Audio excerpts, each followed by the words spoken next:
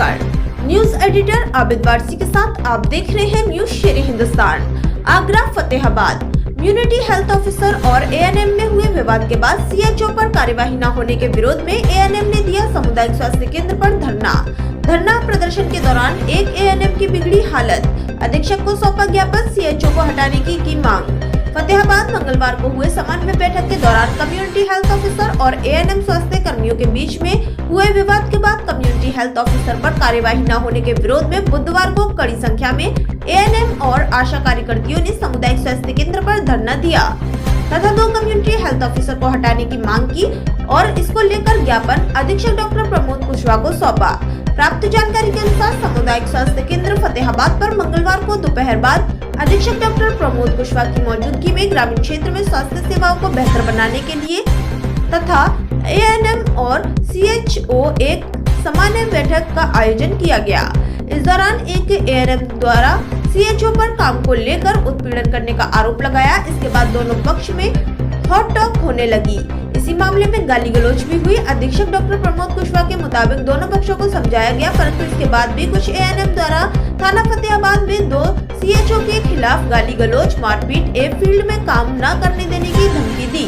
एक तहरीर दी गई है कि इस मामले में कोई कार्यवाही न होने पर बुधवार को गुस्साई आशा स्वास्थ्य कर्मियों एवं एएनएम द्वारा फतेहाबाद के सामुदायिक स्वास्थ्य केंद्र पर धरना दिया तथा क्षेत्र में काम करने वाले कम्युनिटी हेल्थ ऑफिसर्स के खिलाफ आक्रोश व्यक्त किया।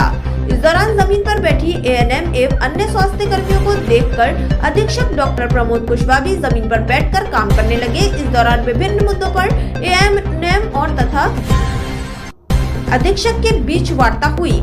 अंत में सभी एएनएम एवं आशा कार्यकर्तियों ने अलग अलग ज्ञापन अधीक्षक को सौंपा तथा आरोपी 2 कम्युनिटी हेल्थ ऑफिसर को फतेहाबाद क्षेत्र से हटाए जाने की मांग की। साथ ही सभी एएनएम का मानदेय समय से मिलने की मांग की। उन्होंने कहा कि आशा कार्यकर्तियों का भी पैसा समय से उनको दिया जाना चाहिए। इस दौरान अधीक्षक डॉक्टर प्रमोद कुशवाहा का कहना था कि आशा कार्यकर्तियों एवं एएनएम द्वारा एक ज्ञापन सौंपा गया। आवश्यक कार्यवाही हेतु मुख्य चिकित्सा अधिकारी आगरा को भेजा जाएगा।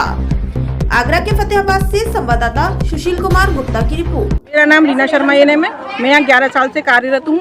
11 साल में मैंने कभी इतना प्रताड़ना नहीं झेली जितनी कि अब 2 साल से है।